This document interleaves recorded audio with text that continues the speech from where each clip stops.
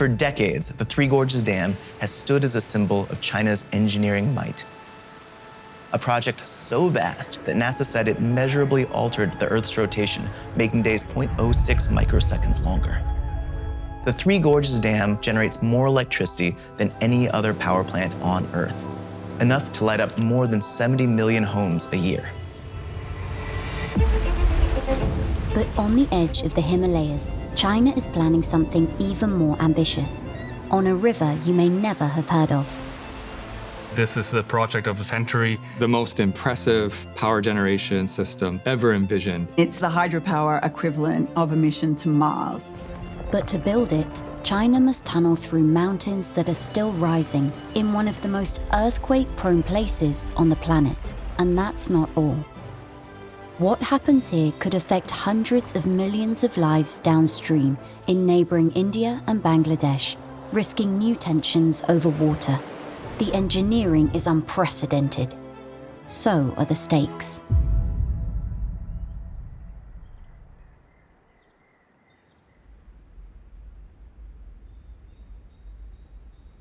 There is like this stark beauty. It was called the roof of the world because it's the highest part of the world.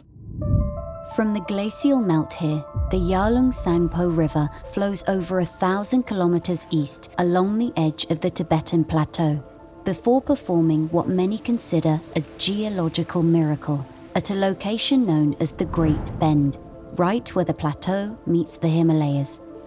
It does this mad turn, so it stops flowing east and does a big hook and starts coming back and flowing west. About a 180-degree bend where the river drops about 2,000 meters in elevation in just a 200-kilometer period. Then the river leaves China, goes into India, and there it's known as the Brahmaputra. And then it empties out in the Bay of Bengal. 亚夏水电工程体量大、周期长、影响远。 But it's back at the Great Bend where construction of the Yasha, or Lower Yarlung hydropower project, officially began in July 2025. It's a place so remote, a road only reached it in 2013.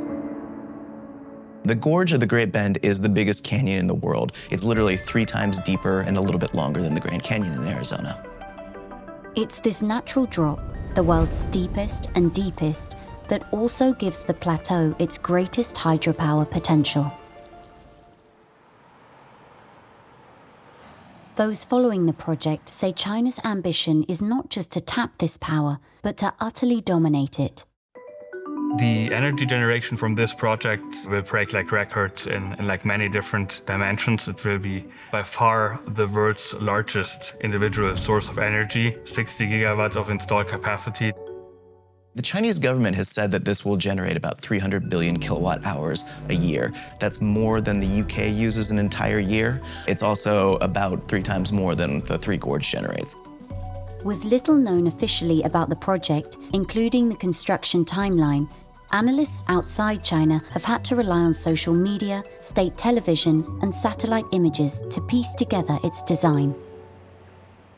Not so long ago, an article was published in Nature, one of the premier peer-reviewed academic journals, that roughly describes the project as a diversion project. Unlike a traditional walled dam, observers believe this one would be made up of a series of hydropower stations along the river. Theories vary, but some outside experts suggest there would be one upstream dam with a large reservoir to regulate the water flow. This would be followed by a second smaller dam at the top of the gorge, where water would be diverted from the Great Bend through the mountains via a number of underground tunnels and turbines, before potentially entering another smaller re-regulation dam at the bottom of the gorge. This could stabilize the flow before the river continues downstream into India. This will be quite an engineering feat. After all, you're literally reconstructing a whole river underground. The volume of water that will be diverted here will be similar to the discharge of a medium-sized river, such as like the Rhine in Europe. It's a concept already tested at the Jinping dams, where engineers diverted the river through the mountains. But what is really novel about this project is just like its sheer scale, where like many engineers would have probably not believed that building such a project in such a remote location would be even possible.